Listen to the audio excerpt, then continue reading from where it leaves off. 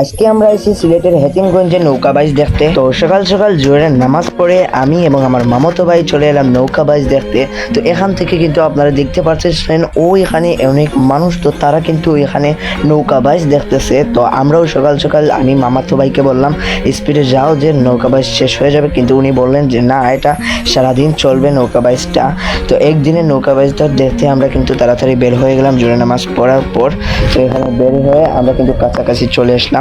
তারপর হচ্ছে আমরা একটা বাড়ির ভিতরে আমাদের বাইকটা রেখে আমরা হচ্ছে যাওয়ার জন্য প্রস্তুতি নিলাম। তো বাইকটা এখানে রেখে আমরা দুজন নেমে তারপরে হচ্ছে আমরা ওইখানে যাব, গিয়ে হচ্ছে নৌকা বাইচ দেখবো। তো আপনাদের কে শর্টলি আমরা দেখানোর জন্য তো আমরা এখানে চলে আসলাম।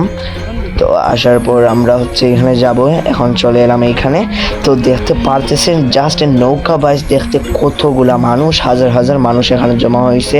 আমরা হচ্ছে এই পাশে এবং আরও মানুষ আসতেছে এখান থেকে। আমরা হচ্ছে এই পাশে আছি, আর ওই পাশে হচ্ছে আরও মানুষ, হাজার হাজার মানুষ শুধু একটা নৌকা বাইচ দেখতে আসছে।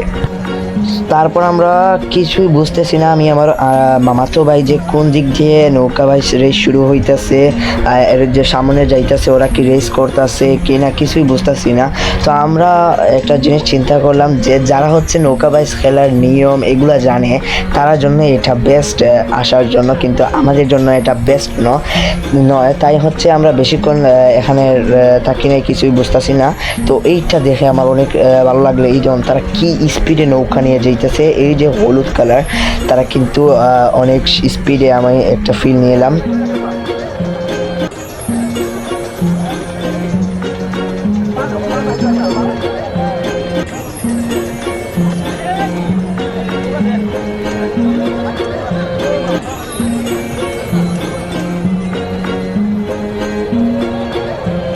তারপর হচ্ছে আর কি এতক্ষণ এখানে কিছুই বুঝতেছি না, তাই এখানে না দাঁড়িয়ে আমরা আবার চলে এলাম আমাদের বাড়ির রওনা উদ্দেশ্যে। তো আমার মামাতো ভাই কিন্তু এখন বাড়িতে নিয়ে যাচ্ছে আমাকে।